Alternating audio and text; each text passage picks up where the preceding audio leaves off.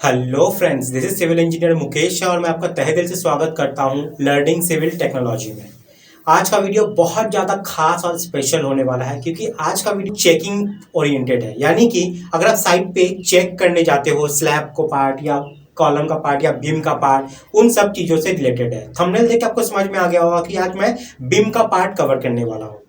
अगर आप जा रहे हो साइट पे चेक करने के लिए, आप क्लाइंट हो, तो बीम में वो सब क्या क्या जगह है जहां पे कॉन्ट्रैक्टर जो होता है वो गलती करता है और आपको वहीं पे जाके पकड़ना है, तो वो सारा चीज आप यहाँ पे डिटेल में मैं कवर करने वाला हूँ। छोटा से लेके बड़ा चीज तक हर एक चीज को मैं कवर करने वाला हूँ, इसलिए एक भी पॉइंट को आप मिस मत कीजिएगा। एकदम शुरू से लेके अंत तक देखिएगा क्योंकि बहुत ही नॉलेजेबल होने वाली है ये वीडियो को पूरा देखिएगा तो आप खुद कमेंट करने पे मजबूर हो जाओ कि सर इस तरह का वीडियो आप जरूर लेके आइए हम लोग के लिए। तो मैं रिक्वेस्ट करूंगा वीडियो को पूरा जरूर देखिएगा, बहुत ही नॉलेजेबल वीडियो होने वाला है। तो लास्ट वीडियो में मैंने आप लोग से एक सवाल पूछा था, चलिए सबसे पहले इसका जवाब जान लेते हैं। तो लास्ट वीडियो में मैंने आप लोग से एक सवाल पूछा था कि unit of rolling margin of steel as per IS code 1786/2008, as per IS code rolling margin को करने का जो mode of measurement, unit of measurement होता है वो क्या होता है एज पर IS कोड। तो इसका करेक्ट आंसर था आपका परसेंटेज। ठीक है, जो भी आंसर निकलता है वो परसेंटेज में निकलता है। तो जिन्होंने भी इसका सही जवाब दिया है उन लोग को बहुत बहुत कॉन्ग्रेचुलेशन। इस वीडियो को भी एंड तक देखिए। इसी वीडियो से रिलेटेड कहीं से मैं उठा के एक सवाल आप लोग से इस वीडियो के लास्ट में पूछने वाला हूं, जिसका जवाब आपको कमेंट सेक्शन में जाकर देना है। मैं अपने नेक्स्ट वीडियो में उसका जवाब आप लोग को बता दूंगा। तो इस वीडियो को बिना पलक झपकाए पूरा जरूर देखिएगा। चलिए वीडियो को शुरू करते हैं। हमारे चैनल से जुड़ने के लिए सब्सक्राइब बटन को जरूर दबाएं और आप चाहते हैं कि नोटिफिकेशन आपको रेगुलर मिलता रहे तो इस नोटिफिकेशन बेल को जरूर दबाइएगा। इससे जब भी मैं वीडियो डालूंगा सबसे पहले वो नोटिफिकेशन आपके पास चला जाएगा। मेरे प्लेलिस्ट में जाओगे तो प्लेलिस्ट में आप देखोगे बहुत सारा प्लेलिस्ट है। BBS का हो गया, IS कोड लेक्चर का हो गया, क्वांटिटी एस्टिमेट, इंटरव्यू से related question, concrete technology, checklist हो गई सिविल की, कॉन्क्रीट वॉल्यूम, सर्वेइंग, ये सब पे बहुत सारी वीडियोज है। आप जाके इन सब वीडियोज को देख सकते हैं और इसका फायदा उठा सकते हैं ताकि आपके इंटरव्यू में आपको बहुत सारी हेल्प हो। तो चलिए आज का वीडियो स्टार्ट करते हैं। तो गाइस, RCC बीम, ठीक है, RCC बीम को जो आप चेक करने जाते हो कंस्ट्रक्शन साइट पे, कॉन्ट्रैक्टर आपके आंखों में धूल झोंकने की बहुत कोशिश करता है, कुछ ना कुछ छुपा के रख देगा, लेकिन आपको तगड़ा बनना होगा क्योंकि आप एक क्लाइंट में हो। अगर आप कॉन्ट्रैक्टर से ही बिलोंग करते हो ना तो भी आपको ये वीडियो देखना चाहिए क्योंकि कहाँ कहाँ गलती होती है, कहाँ कहाँ क्लाइंट आके चेक करता है, वो सभी चीज इस वीडियो में कवर करने वाला हूँ। ठीक है, तो देर ना करते हुए चलिए शुरू करते हैं। सबसे पहला पार्ट जो है जहां पे हम गलती कर सकते हैं, एकदम जो बेसिक चीज है वो जो हम लोग को चेक करना है वो क्या है। सबसे पहला आपका आता है कवर ब्लॉक। ठीक है, कवर ब्लॉक। यहाँ पे मैं जो भी बात करूंगा सब IS कोड के अनुसार बात करूंगा। मेरे वीडियो का यही स्पेशलिटी रहता है कि मैं जो भी बताता हूँ IS कोड के अनुसार बताता हूँ, वरना नहीं बताता हूँ। तो आप लोग को सबसे पहले क्या चेक करना है, जब भी आप बीम को चेक करने जाओ धावा बोलो सीधा कवर ब्लॉक के ऊपर में। ठीक है, सबसे पहले आपको तो देखना है कि जो बीम है उसमें जो कवर ब्लॉक दिया गया है उसका क्या चीज चेक करना पड़ेगा। सबसे पहले आपको साइज चेक करना है। कहीं जो कवर ब्लॉक दिया गया है वो 20 mm का तो नहीं दे दिया गया है, ठीक है, या 25 mm का तो नहीं दे दिया गया है। अब देखिए, बीम में जो कवर ब्लॉक आती है वो 30 mm का दिया जाता है मॉडरेट कंडीशन के हिसाब से। आपका जो ड्राइंग है ना, देखिए मान लीजिए ये आपका ड्राइंग है, ड्राइंग के इस वाले सेक्शन में देखिएगा बहुत सारे इंपॉर्टेंट नोट्स लिखा रहता है। वहीं पे severe, very severe, moderate, mild, ये जो कंडीशन होती है उसके हिसाब से, ठीक है, आपका जो कवर ब्लॉक का जो थिकनेस रहने वाला है वो 25 mm का रहेगा या 20 mm का रहेगा, वो कितना रहेगा, 30 mm का रहेगा, वो लिखा हुआ रहता है। तो आपको एज पर डिटेलिंग ही जाना है। ठीक है, जनरल कंडीशन की मैं बात करूं तो 30 mm होता है। ठीक है, ये 30 mm से कम का नहीं होना चाहिए। यानी कि अगर आप कोरिलेट नहीं कर पा रहे हो कि मैं किस थिकनेस की बात कर रहा हूं तो देख लीजिए, ये मान लीजिए आपका बीम है। ठीक है, बीम में आपका क्या होगा कि यहाँ पे आपका ये बार होगा जरूर। ठीक है, मैं सेक्शन ड्रॉ किया हूँ, ये आपका बार जा रहा है, बार के इधर में आपका ये स्टीरअप है। ठीक है, तो ये स्टीरअप के देखिएगा नीचे में प्लेस किया हुआ हो कवर ब्लॉक, साइड में भी प्लेस किया हुआ हो कवर ब्लॉक। तो ये जो थिकनेस है ना, ये वाला थिकनेस, ये थिकनेस आपका होना चाहिए 30 mm का। ठीक है, फिर ये जो कवर ब्लॉक लगा हुआ है इसमें आपका ये साइड नहीं देखना है, ये वाला नीचे वाला पार्ट देखना है, ये 30 mm का होना चाहिए। ठीक है, सेम इधर से भी, यहाँ भी आपका कवर ब्लॉक रहेगा, ये वाला भी पार्ट आपका यहाँ पे होना चाहिए 30 mm का। क्लियर हो गया। कवर ब्लॉक, कवर ब्लॉक देना क्यों जरूरी है, देखिए गर्मी के टेम्परेचर के हिसाब से हमारा जो स्टील होता है ना वो एक्सपैंड करता है। अगर आप देखना कोई स्टील को मोड़ना होता है तो हम लोग क्या करते हैं, हीट करते हैं, मोड़ देते हैं, यानी कि जैसे हम हीट कर रहे हैं वो अपना प्रॉपर्टी लूज कर जा रहा है। तो ये जो बीम में बाहर से जब सन का हमारा या वेदर का जो भी हीट लगेगा इस कंक्रीट फेस पे, तो हमारा जो टेम्परेचर है ना वो किसको हार्म करेगा, सबसे ज्यादा हमारे स्टील को। यानी कि स्टील जो है अपना प्रॉपर्टी चेंज करना चाहेगा, फेल हो सकता है, दिक्कत हो सकती है। तो इसलिए हम लोग क्या करते हैं, स्टील को कंक्रीट फेस से एक सर्टेन डिस्टेंस पे हम लोग अंदर घुसा के रखते हैं और यहाँ पे कवर ब्लॉक डाल देते हैं ताकि यहाँ पे मेरा कंक्रीट भरा हुआ हो और हीट जो है ना वो डायरेक्ट हमारे रेनफोर्समेंट पे यानी लोहा पे ना लगे। ठीक है, उसी चीज को सेव करने के लिए हम लोग यहाँ पे कवर ब्लॉक को लगाते हैं ताकि हीट डायरेक्ट हमारे रेनफोर्समेंट तक ना पहुंच सके। ठीक है, सबसे पहला चीज तो हम लोग बोल सकते हैं कि इट प्रोटेक्ट्स फ्रॉम वेदर। ठीक है, वेदर से। उसके बाद नेक्स्ट जो पॉइंट आता है वो क्या आता है, हम लोग को ये कवर ब्लॉक कितने कितने मीटर पे देना है। ठीक है, इसका भी ये देख लो, मैक्सिमम 0.8 मीटर। ठीक है, या आप बोल सकते हो 800 मिलीमीटर। ठीक है, इससे ज्यादा ना हो। मतलब मान लीजिए ये आपका एक बीम है, ठीक है, यहाँ पे एक कवर ब्लॉक दिया हुआ है, यहाँ पे एक कवर ब्लॉक दिया हुआ है, तो ये दोनों कवर ब्लॉक का सेंटर टू सेंटर डिस्टेंस जो मैक्सिमम होगा वो कितना होगा, 800 mm। ठीक है, ये चीज आपको ध्यान देना है। और नेक्स्ट यहाँ से एक इंटरव्यू में जो सवाल आपसे पूछा जाता है वो क्या है, ये जो कवर ब्लॉक आप डालोगे ये तो किससे बनेगा, आपका बालू से बनेगा, सीमेंट से बनेगा, ये सब से बनेगा ना। ठीक है, तो इसका जो ग्रेड है, इसका भी ग्रेड होता है। ठीक है, इसका ग्रेड कितना होना चाहिए, जिस ग्रेड का आप यहाँ पे कंक्रीट फिक्स कर रहे हो। ठीक है, ये हम नहीं बोल रहे हैं, आईएस कोड ही बोलता है 456 में। ठीक है, जिस ग्रेड का कंक्रीट आप यहाँ पे पोर कर रहे हो इस बीम में, उसी ग्रेड का बराबर आपका जो वैल्यू है इस कवर ब्लॉक का होना चाहिए, जो हम लोग साइड पे ध्यान देते ही नहीं है। लेकिन आपको इंटरव्यू में जाना है तो ये सब जवाब देना पड़ेगा। तो जो कवर ब्लॉक का ग्रेड होगा वो सेम एज कंक्रीट होना होगा, उससे कम नहीं चलेगा। आप उससे ज्यादा दे दो चलेगा लेकिन उससे कम नहीं होना चाहिए। तो सेम एज कंक्रीट ग्रेड आपका कवर ब्लॉक का ग्रेड होना चाहिए। ठीक है, समझ में आ गया। अब नेक्स्ट पॉइंट जो आपको यहाँ पे ध्यान देना है वो क्या है, लैपिंग जोन। बहुत वाइटल चीज है। ठीक है, लैपिंग जोन यहाँ पे लिख लीजिए, लैपिंग जोन। अब लैपिंग जोन का मतलब मैं क्या बताना चाह रहा हूं, मैं यहाँ पे एक स्केच बना रहा हूं, इससे ध्यान दीजिए। ये मतलब क्या है, ये मेरा कॉलम है। ठीक है, ये जो आप देख रहे हो ये आपका कॉलम है, यहाँ भी कॉलम है और यहाँ भी, ये भी आपका कॉलम हो गया। ठीक है, और ये आपका क्या है, ये बीम है आपका। ठीक है, ये बीम। अब सबसे बड़ा सवाल यहाँ पे कि लैपिंग जोन, दो बार को जब लैप करना होगा हम लोग को बीम में, तो वो किस जोन में हम लोग दे सकते हैं। सबसे पहला काम आपको क्या करना है, इस बीम को सेंटर से डिवाइड कर देना है। सेंटर से डिवाइड करने के बाद आपसे इंटरव्यू में पूछा जाएगा कि टॉप में कहां पे हम बीम में हम लैप दे सकते हैं, तो ऑलवेज सेंटर में दे सकते हैं। यानी कि इसको अगर इस बीम को अगर हम लोग L/3 पार्ट में डिवाइड करें, ठीक है, मैं यहां से इसको हटा रहा हूं, एक बीम को अगर 3 भाग में डिवाइड करोगे तो कितना कितना पार्ट में डिवाइड होगा, L/3 L/3 L/3। ठीक है, ये पार्ट है मेरा बीम का टोटल, इसको डिवाइड किए 3 पार्ट में, तो ये L/3 हुआ, ये L/3 हुआ और ये L/3 हुआ। तो ये जो बीच का पार्ट आप देख रहे हो ना, आप टॉप बार में यहाँ पे आप लैप डाल सकते हो।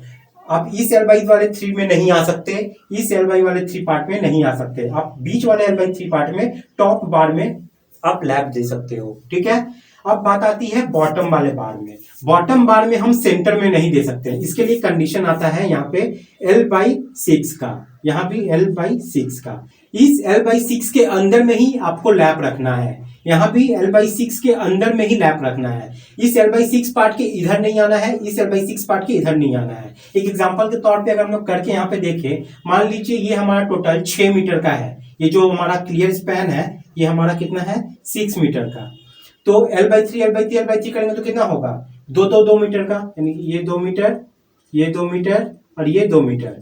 ठीक है, तो कॉलम फेस से 2 मीटर के अंदर में टॉप में लैप नहीं आना होगा, इधर से भी 2 मीटर के अंदर में लैप नहीं आएगा, इस 2 मीटर वाले लैप में पोर्शन में आपका लैप आएगा। बॉटम में क्या होगा, L/6 करना है, तो L/6 कैसे करोगे, 6 मीटर यानी कि 6000 मिलीमीटर में इसको लिख सकता हूं, और डिवाइडेड बाई 6 कर दो, काट दोगे तो कितना आएगा,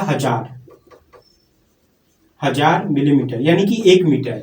तो कॉलम फेस से 1 मीटर तक के अंदर में आप यहाँ पे लैप डाल सकते हो। सेम इधर से भी यहां से लेके 1 मीटर के अंदर में आप लैप को डाल सकते हो। ठीक है, इंटरव्यू का बहुत इंपॉर्टेंट क्वेश्चन है जो आपको ये जवाब देना है। समझ में आया? बॉटम वाले में L/6 के अंदर में रखना है और टॉप वाले में बीच में रखना है। क्लियर हो गया? तो नेक्स्ट पॉइंट जो आपको यहाँ पे ध्यान रखना है बीम को चेक करते वक्त वो है डेवलपमेंट लेंथ। ठीक है, डेवलपमेंट लेंथ क्या होता है? सबसे पहले आप ये देख लीजिए, ये आपका मान लीजिए कॉलम है, कॉलम से ये आपका बीम निकल रहा है। ठीक है, तो बीम का जो सरिया है ना वो सीधा होते हुए कहाँ जाता है? कॉलम के अंदर में ऐसे घुस जाता है। तो कॉलम फेस से जितना भी पार्ट यहाँ पे ये घुस रहा है, ये वाला पार्ट और ये वाला पार्ट, मतलब यहां से लेके यहां तक, समझ में आया? ये पार्ट होता है हमारा LD। ठीक है, जिसको हम लोग बोलते हैं डेवलपमेंट लेंथ। समझ में आ गया डेवलपमेंट लेंथ? वैसे मैंने डेवलपमेंट लेंथ पे एक डिटेल वीडियो कवर किया है जो कि आप लोग के द्वारा बहुत ज्यादा पसंद किया गया है ये वीडियो, इसको भी आप जाकर जरूर देखिएगा, इसी वीडियो के डिस्क्रिप्शन में लिंक मिल जाएगा। वैसे मैं जितना भी पॉइंट यहाँ पे आज कवर कर रहा हूँ ना उस सब पे इंडिविजुअली एक एक वीडियो बना हुआ है और सब IAS कोड के अनुसार बना हुआ है। तो इस वीडियो को पूरा आप देख लीजिए, उसके बाद जाके इस वीडियो का डिस्क्रिप्शन में जाइएगा, हर एक वीडियो को लाइन बाई आप देखिएगा। मैं गारंटी देता हूँ बहुत कुछ आप लोग को सीखने को मिलेगा एज पर IAS कोड। ठीक है, तो ये हो गई डेवलपमेंट लेंथ जो आपको चेक करना है। तो डेवलपमेंट लेंथ के केस में आपको सबसे पहले क्या चेक करना है? डाया। ठीक है, जो ड्राइंग है ना ये डेवलपमेंट लेंथ जो है ये किस पे डिपेंड करता है पता है? ये डिपेंड करता है ग्रेड ऑफ कंक्रीट और ग्रेड ऑफ स्टील। ठीक है, ये डेवलपमेंट लेंथ कैसे निकालते हैं, इसका फॉर्मूला कहां से आता है, इन सब पे वीडियो बना हुआ है, सब आपको इस वीडियो के डिस्क्रिप्शन में मिल जाएगा। ठीक है, सब IAS कोड के अनुसार ही मैं आप खुद ही अपना डेवलपमेंट लेंथ निकाल सकते हो, कैसे साइड पे खड़ा होकर आप कैलकुलेट कर सकते हो, वो सब मैंने बताया है एज पर IAS कोड। ठीक है, तो ये डेवलपमेंट लेंथ जो है ये ग्रेड ऑफ कंक्रीट और ग्रेड ऑफ स्टील पे डिपेंड करता है। और जब आप ड्राइंग को देखोगे ना तो देखना उस ड्राइंग में कंक्रीट के और स्टील के अकॉर्डिंग आपका डेवलपमेंट लेंथ दिया रहता है, या तो वो हो सकता है देखिएगा 46D या 56D, 50D, 55D, ऐसे इस तरीके से आपका लिखा हुआ रहता है, वही डेवलपमेंट लेंथ है। वेयर D क्या है? Dia of bar. तो आपको ये प्रॉपर चेक करना है। तो मान लीजिए आपका यहाँ पे जो स्टील बार दिया हुआ है वो 20 mm का दिया हुआ है। ठीक है, 20 mm का बार आप यूज कर रहे हो और आपका डेवलपमेंट लेंथ जो है वो 50D है। तो आपका डेवलपमेंट लेंथ जो निकलेगा वो कितना निकलेगा? 50D को कैलकुलेट कीजिए, 50 इंटू D, डाया कितना है? 20 mm, तो कितना आएगा? 5 2 10 और 2 0, 1 मीटर आया ना, मतलब 1000 मिलीमीटर। तो आपको चेक क्या करना है? कॉलम फेस से लेके ये जो बार आपका ऐसे घुस के L हुआ है, ठीक है, वो कितना टोटल लेंथ होना चाहिए? वो टोटल आपका 1 मीटर होना चाहिए। ये माप के आप देख लीजिएगा, उसका डाया भी आप चेक कर लीजिएगा। तो डाया चेक करना है, उसका आपको लेंथ देखना है कि वो प्रॉपर है कि नहीं। समझ में आ गया? तो ये दो चीज देखोगे तो जनरली आपका क्लियर हो जाता है। अब छोटा सा पॉइंट समझ लीजिए, ये डेवलपमेंट लेंथ हम लोग डालते क्यों है, करता क्या है? ठीक है, डेवलपमेंट लेंथ क्या करता है? जो इस बीम के ऊपर लोड आ रहा था, जो स्ट्रेस आ रहा था, ठीक है, उस स्ट्रेस को वो क्या करता है? इस लोहे के थ्रू ले जाकर इस कंक्रीट में ट्रांसफर करता है। तो ये क्या करता है? ट्रांसफर करता है स्ट्रेस को फ्रॉम स्टील टू कंक्रीट। समझ में आ गया? और एक बात इंपॉर्टेंट यहाँ पे समझाना है, बहुत जन कंफ्यूज रहते हैं कि डेवलपमेंट लेंथ और एंकरेज लेंथ में। एंकरेज लेंथ क्या होता है मैं छोटा सा बता देता हूँ। मान लीजिए ये एक प्लान है, ठीक है, प्लान में यहाँ पे एक बीम है, यहाँ एक बीम है, यहाँ एक बीम है, यहाँ एक बीम है, यहाँ भी एक बीम है, ठीक है, ऐसे भी एक बीम है। तो कॉलम कहाँ पे है? यहाँ पे है, यहाँ पे, यहाँ पे, यहाँ पे, यहाँ पे, यहाँ पे, यहाँ पे, यहाँ पे, यहाँ पे। आप देखिए जो एकदम सपोर्ट पे जा रहा है, जहां पे बीम खत्म हो जाएगी, मान लीजिए देखिए जैसे ये एक सपोर्ट है, ये एक सपोर्ट है, ये एक सपोर्ट है, ये भी सपोर्ट है, ये भी सपोर्ट है, ये भी सपोर्ट है, ये भी और ये भी, लेकिन ये सपोर्ट नहीं है। लेकिन यहाँ पे LD तो आएगा ना, डेवलपमेंट लेंथ तो आएगा। तो इस जगह पे जो हम लोग LD फॉर्मूला यूज करेंगे, मतलब हमारा जो स्लैब होता है बहुत बड़ा होता है, बीच में बहुत सारा कॉलम हो सकता है। यहाँ भी कॉलम, मान लीजिए यहाँ से बीम जाता तो यहाँ भी एक कॉलम होता मेरा, ठीक है, यहाँ भी एक कॉलम होता। तो यहाँ पे क्या होता है ना, यहाँ पे जो फॉर्मूला आप यूज करोगे डेवलपमेंट लेंथ का, वो जस्ट जो आपका फॉर्मूला दिया गया है आपका साइड में इंडेक्स बार में 50D 36D जो भी, वही डायरेक्ट यूज होता है। लेकिन सपोर्ट पे जब भी आप यूज करते हो ना, जहां पे आपका बीम जाके खत्म हो जा रहा है कॉलम के साथ एकदम कॉर्नर पार्ट में, वहां पे इस डेवलपमेंट लेंथ के साथ मान लीजिए 50D है प्लस एक 10D करना पड़ता है। जब ये 10D को जब आप जोड़ देते हो ना, तब ये एंकरेज लेंथ बन जाता है। ठीक है, तो 50D प्लस 10D कितना हुआ? 60D। यहाँ पे जो डेवलपमेंट लेंथ आएगा वो 60D के हिसाब से आएगा, यहाँ पे जो डेवलपमेंट लेंथ आएगा वो 60D के हिसाब से आएगा, यहाँ भी सेम। मतलब जहाँ पे एंड पार्ट है वहां पे एंकरेज लेंथ लगता है, जिसमें 10D हमारा ऐड होता है। ठीक है, ये मैं खुद नहीं बोल रहा हूँ, IS कोड इसके बारे में सब बताता है। तो ये हो गई डेवलपमेंट लेंथ की बात। नेक्स्ट जो पॉइंट आपको ध्यान रखना है वो है आपका लैपिंग लेंथ। ठीक है, मैंने आपको लैप जोन के बारे में बताया कि किस जोन में आप लैप को प्रोवाइड कर सकते हो, लेकिन जब आप लैप करोगे, लैप का मतलब क्या है? मतलब एक बार ऐसे आया, ये बार मान लीजिए सफिशिएंट नहीं था, खत्म हो गया, लेकिन हमको तो बार तो ले जाना है, तो हम लोग क्या करते हैं? लैप डालते हैं ऐसे। ठीक है, यहाँ पे ये बार है, एक ये बार है, इसको हम लोग क्या करते हैं? यहाँ पे बाइंडिंग वायर से ऐसे बांध देते हैं। समझ में आ गया? तो यही मेरा है, जो है ये मेरा है लैप लेंथ। लैप लेंथ आपको ये प्रॉपर चेक करना है एज पर ड्राइंग जो दिया हुआ है, उसके अनुसार आपको ये चेक करना पड़ेगा कि सही है कि नहीं।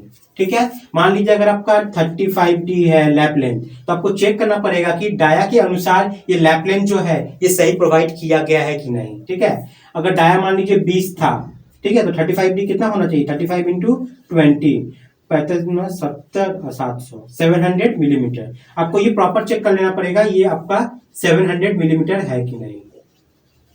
ठीक है, समझ में आ गया? तो लैप लेंथ भी आपको चेक करना पड़ेगा। नेक्स्ट जो आपको ध्यान देना है वो बीम के अंदर जो आपका स्टीरअप्स डाला हुआ है, ठीक है, उस स्टीरअप्स को लेके बात करेंगे। सबसे पहले आपको तो देखना है कि उसमें हुक है कि नहीं। ठीक है, अभी जितनी भी डिजाइन हो रही है ना हमारे आरसीसी डिटेलिंग में, उसमें जो स्टीरअप्स होता है वो स्टीरअप्स देखिएगा ऐसे ले आके ऐसे होता है, मतलब ये 135 डिग्री बनाया हुआ होता है। तो आपको तो ये प्रॉपर देखना होगा कि ये 90 डिग्री ना हो, मतलब ऐसे जाके ऐसे खत्म हुआ स्टीरअप्स ना हो, 90 डिग्री ना हो, ये 135 डिग्री हो। ये स्टीरअप्स ऐसे जाएगा और ऐसे मुड़ेगा, ये स्टीरअप्स जाएगा और ऐसे मुड़ेगा। अब यहाँ पे बहुत इनको कंफ्यूजन रहता है कि सर ये 135 डिग्री कैसे है। अगर मैं इसको खोल के बनाऊं तो देख लीजिए ये ऐसे है, एक देख रहे हैं, ये वाला पार्ट अगर मैं बनाऊं, ये वाला पार्ट ये जाके ऐसे और ऐसे आता है, मैं ऐसे बना रहा हूं। तो इनिशियली ये बार कैसा था? स्ट्रेट था। अब स्ट्रेट जब था, इसको मैं मोड़ के ऐसे लाया हूं, तो ये एंगल कितना हो रहा है? 135 डिग्री। क्लियर हुआ? इस तरीके से ये 135 डिग्री। सेम ऐसे ही ये वाला जो बार है, ये देखिए ये ऐसे ले आके ऐसे है, तो ये भी सेम कैसे था? पहले ऐसे था स्ट्रेट, इसको मोड़ के आप पूरा ऐसे लाए हो, तो ये वाला आपका 135 डिग्री हो जाता है। ठीक है, तो ये आपको देखना है प्रॉपर 135 डिग्री होना ही चाहिए। समझ में आ गया? तो हुक का आपको क्या करना है? पहले शेप चेक करना है, शेप। उसके बाद हुक का आपको लेंथ चेक करना है, ये जो हुक रहेगा ये कितना होना चाहिए। ठीक है, बहुत कोई अभी इसका आंसर दोगे 10D। ठीक है, 10D आपको ड्राइंग में हो सकता है दिया हुआ हो, लेकिन मैं सच बात बताऊं, जो लेटेस्ट अमेंडमेंट हुई है 2016 में 13920 का, उसमें इसको चेंज कर दिया गया है और इसको 6D कर दिया गया है। मतलब मिनिमम 6D आपको रखना है, और जो पहले था 75 mm मिनिमम आपको जो रखना था ये लेंथ, वो 75 से हट के 65 mm हो चुका है। समझ में आया? तो ये समय के साथ साथ ना चेंज होता रहता है। मैंने अपने बहुत सारे वीडियो में आप लोग को बताया भी है कि 10D मिनिमम रखना है। उस समय 10D था, लेकिन अभी इसको रिवाइज किया गया है, रिवाइज करके इसको मिनिमम जो इसका लेंथ होगा ना, वो लेंथ रखा गया है 6D। अगर आपके पास IS कोड नहीं है तो इसी वीडियो के डिस्क्रिप्शन में जाइए, मैंने लिंक भी दे दिया है। समझ में आ गया? तो लेंथ भी आपको चेक करना है, एंगल मैंने आपको बता दिया। ठीक है, अब स्पेसिंग, आपको हर स्टीरअप्स का स्पेसिंग चेक करना है। मान लीजिए ये बीम है, अब बीम को जब ऊपर से आप देखोगे तो स्टीरअप्स ऐसे ऐसे रहता है।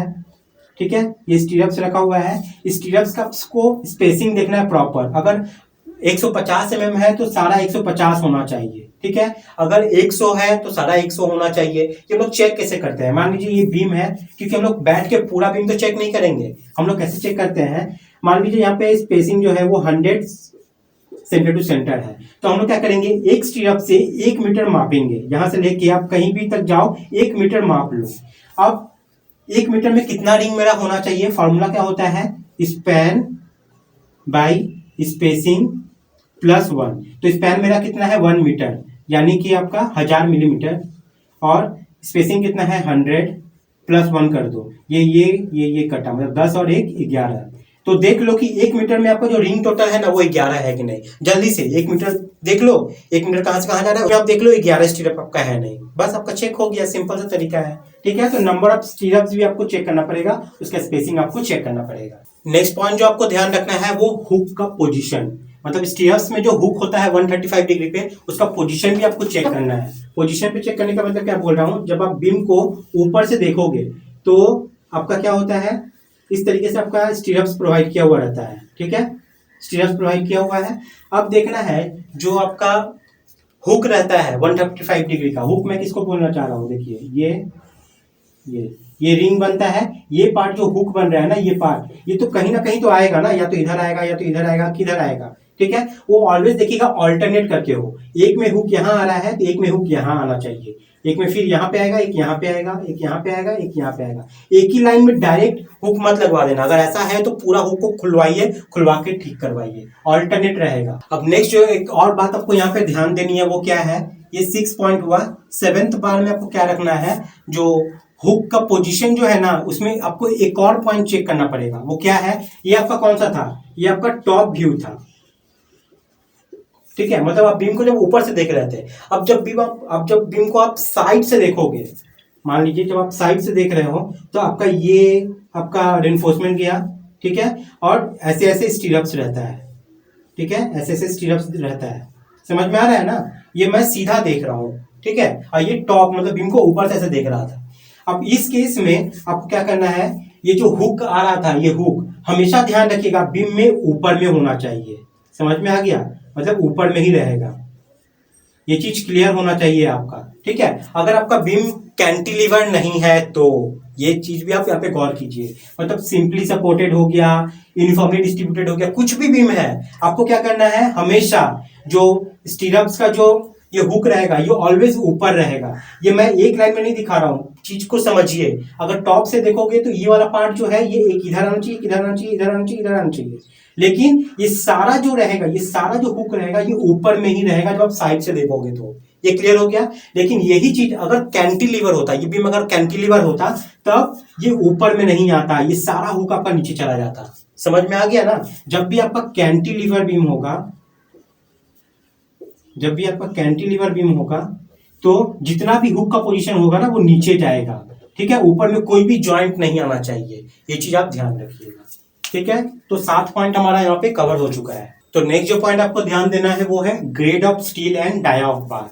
बीम के अंदर जो भी हमारा स्टील प्रोवाइड हो रहा है उसका आपको क्या करना है, पहले डाया चेक करना है कि वो 20 mm 25 mm जो आपका ड्राइंग में है वो है कि नहीं, और उसके बाद आपको क्या करना होगा, उसका ग्रेड भी चेक करना पड़ेगा। ग्रेड मतलब वो FE 500 का है कि नहीं, मतलब जो भी आपके ड्राइंग में दिया हुआ है सब स्पेसिफाइड रहता है ड्राइंग में, तो ड्राइंग के अनुसार उसका जो ग्रेड है वो और उसका डाया है जो, वो दोनों आपको देखना पड़ेगा वो प्रॉपर साइड पे है कि नहीं।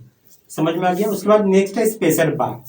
मान लीजिए जो बीम रहता है हमारा, ठीक है, उसमें बहुत सारे लेयर रहते हैं, एक से ज्यादा लेयर रह सकता है, क्योंकि हम लोग जब डिजाइन करते हैं ना, ठीक है, मान लीजिए मैं आपको एक कॉन्सेप्ट समझाता हूँ। ये बीम है हमारा, ठीक है, बीम में बोल दिया गया जब हम लोग डिजाइन किए, उस डिजाइन के वक्त देखा गया कि हम लोग को यहाँ पे प्लेस करना है 10 बार। हमारा टोटल बॉटम बार में 10 बार आने वाला है 20 का, लेकिन बीम का जो विड्थ है वो तो मेरा फिक्स्ड है, 300 mm का हो सकता है, 250 mm का हो सकता है।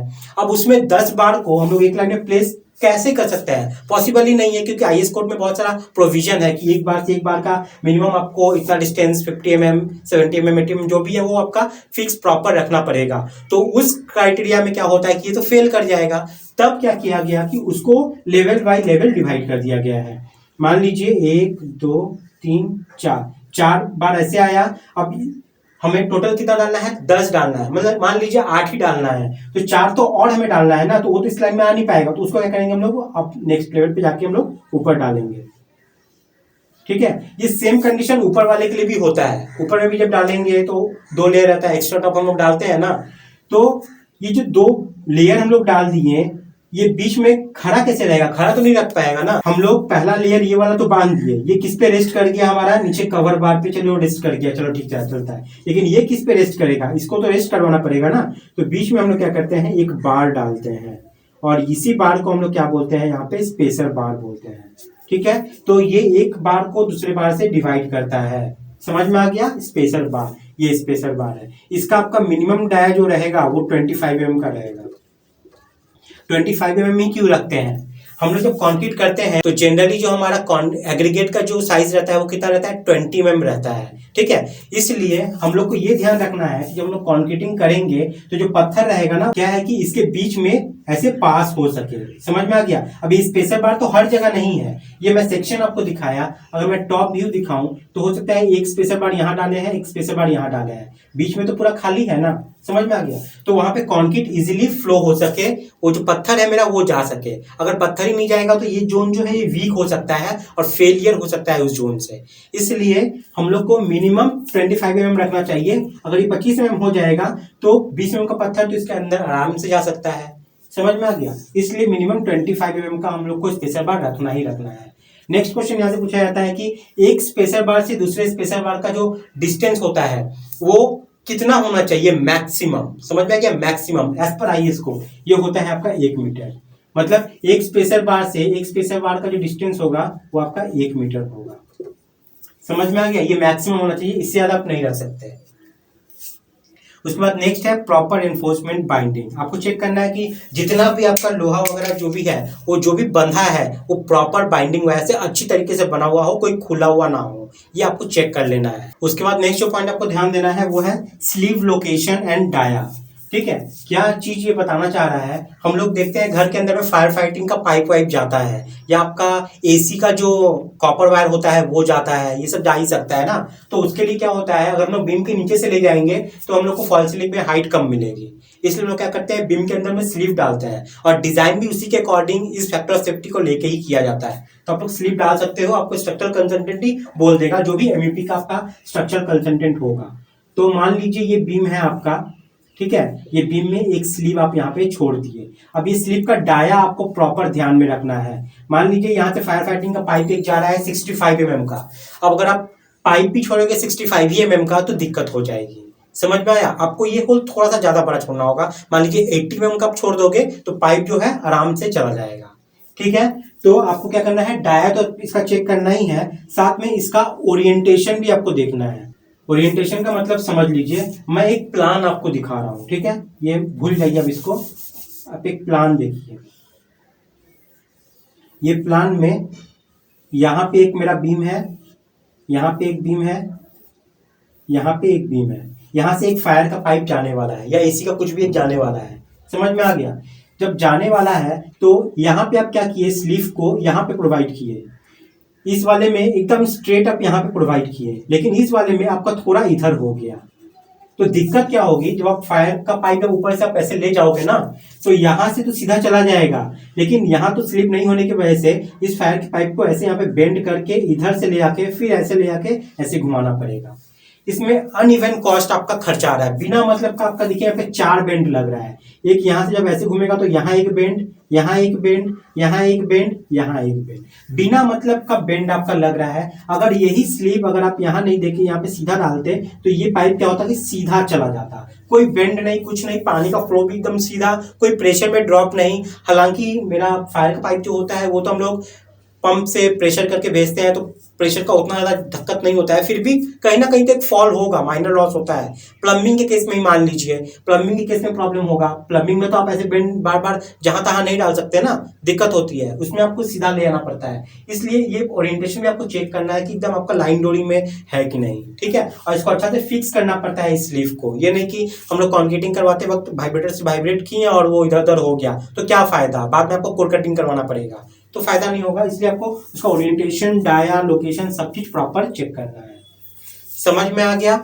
आई होप आप लोग को सारा चीज यहाँ पे क्लियर हो गया है। अब एक लास्ट पॉइंट बचा हुआ है जो आप समझ लीजिए, जो बहुत इंपॉर्टेंट है, जो मुझे पहले कवर करना चाहिए था लेकिन वो वीडियो बनाते वक्त मुझे उसी दौरान याद आया है, इसलिए मैं बता रहा हूँ। वो है आपका मास्टर रिंग। अब मास्टर रिंग किसको बोलते हैं मैं आपको बता देता हूँ, ठीक है। बहुत जगह इसको मास्टर रिंग के जगह लॉक रिंग भी बोलते हैं, ठीक है। ये अर्थक्वेक ज्यादा होने के कारण इस चीज को इंट्रोड्यूस किया गया है। अगर आप बीम को देखोगे, ठीक है, बीम का ये फ्रंट व्यू मैं आपको ऐसे दिखा रहा हूं, ऐसे दिखा रहा हूं, तो ये आप स्टीरअप्स देख रहे हो, स्टीरअप्स रहता है, ठीक है, स्टीरअप्स रहता है, और ये आपका मान लीजिए कॉलम फेस है, ठीक है। तो कॉलम फेस के बाद में जो पहला रिंग होता है और दूसरा रिंग और ये तीसरा रिंग, ठीक है, और ये चौथा रिंग, ये 4 रिंग को कवर करता है ये हमारा लॉक रिंग, ठीक है। कैसे कवर करता है बता रहा हूं। इस हाइट को क्या करता है, पहले हम लोग 3 पार्ट में डिवाइड करते हैं। मतलब अगर ये वाला आप मान लीजिए 600 mm टोटल डेप्थ है तो 200 में डिवाइड कर दीजिए। ये आपका 200 mm, ये आपका 200 mm, ये आपका 200 mm। ये जो नीचे वाला जो 200 mm वाला ये लाइन आ रहा है सेंटर में, यहाँ पे एक रिंग आपका आएगा, और ये वाला जो आ रहा है यहाँ पे आपका ये टॉप में और यहाँ पे रिंग आएगा। समझ में आ गया? ये मास्टर रिंग होता है। और ये सेम चीज आपको इधर भी करना है। मतलब जहां जहां आपका सपोर्ट यानी कि कॉलम आएगा, उस कॉलम के बगल में जो बीम रहेगा उसको आपको क्या करना है, ये मास्टर रिंग लॉक रिंग देना है। क्लियर हो गया? समझ में आ गया? मतलब इसका अगर मैं टॉप व्यू अगर आपको दिखाऊं, टॉप व्यू कुछ इस तरीके से दिखेगा। ये आपका रिंग जा रहा है, ठीक है, और ऐसे मान लीजिए आपका स्ट्रेट आपका ये बार चला गया है, ठीक है। अब क्या करना है, ये वाला बार अगर आप देखोगे तो यहाँ पे देखिएगा इस तरीके से इसको ऐसे पकड़ा हुआ है। समझ में आ गया? ऐसे ऊपर से जब देखोगे, ये जो 2 बार देख रहे हो ये वाला, ये दोनों स्टीरअप्स को क्या किया होगा, ऐसे पकड़ा होगा, ठीक है। और ये वाला बार जो देख रहे हो ये यहाँ पे होगा, ठीक है। आपको यहाँ पे तीनों एक साइड दिख रहा है क्योंकि ऊपर से जब आप देखोगे तो आपको ये लाइन बाई ही दिखेगा, लेकिन जब सेक्शन में देखोगे तो इसका हाइट अलग है। ये वाला आपका नीचे है, ये जो बीच वाला आप देख रहे हो ये नीचे है, और ये जो साइड वाला है ये आपका ऊपर में है। मतलब ऊपर से 200 mm पे, और ये वाला जो है ये नीचे से 200 mm पे। क्लियर हुआ? ये हुआ आपका मास्टर रिंग या लॉक रिंग जिसको बोलते हैं। तो ये था पूरा डिटेल एकदम जो आपको बीम में जाके चेक करना ही है एकदम प्रॉपर तरीके से। और इसके बाद और भी बहुत कुछ है, जैसे शटरिंग आप देख लेना साफ सुथरा है कि नहीं, कोई भी लोहा में आपका ये कोई ग्रीस वगैरह तेल वगैरह लगा है कि नहीं, वो अगर है तो अच्छा नहीं, क्योंकि कंक्रीट का बॉन्डिंग उसके साथ होगा नहीं। ये सब पॉइंट है, लेकिन जो इंपॉर्टेंट पॉइंट था उसी सब चीज मैंने यहाँ पे कवर कर दिया है। इसी सबसे रिलेटेड वीडियोस भी है इस वीडियो के डिस्क्रिप्शन में, आप जाकर उसको देख सकते हैं। चलिए आज के क्वेश्चन की तरफ पहले आगे बढ़ लेते हैं। आज का सवाल है, एज पर IS कोड 13920 2016 के लेटेस्ट अमेंडमेंट के हिसाब से एक स्टीरअप्स में, चाहे वो बीम में हो या कॉलम में, उसमें जो हुक लेंथ होती है, जो हुक होती है, अगर वो 135 डिग्री पे प्लेस किया हुआ है हुक आपका, तो उसका मिनिमम लेंथ कितना होना चाहिए एज पर IS कोड। तो ऑप्शन है आपका 10D, 8D, 6D और 4D। तो जिन्हें भी इसका जवाब पता है जल्दी से कमेंट सेक्शन में जाइए और अपना जवाब जरूर दीजिए। मैं नेक्स्ट वीडियो में आपको इसका जवाब बता दूंगा। अब आपका ड्यूटी क्या है कि इस वीडियो के डिस्क्रिप्शन में जाइए, इससे हर एक टॉपिक से रिलेटेड मैंने डिटेल वीडियो बनाया हुआ है, उसको जाके आप लोग देखिए, बहुत कुछ सीखोगे एज पर IS को। और इसी के साथ ही आप मुझे मेरे टेलीग्राम पे भी फॉलो कर सकते हैं और इंस्टा भी फॉलो कर सकते हैं, क्योंकि वहाँ पे मैं शॉर्ट्स बना के आप लोग को छोटी छोटी इंपॉर्टेंट पार्ट बताता हूँ। तो इंस्टा का लिंक, टेलीग्राम का लिंक सभी आपको इस वीडियो के डिस्क्रिप्शन में मिल जाएगा। आज के लिए इतना ही है, मिलते हैं नेक्स्ट वीडियो में, तब तक के लिए बाय, टाटा, जय हिंद।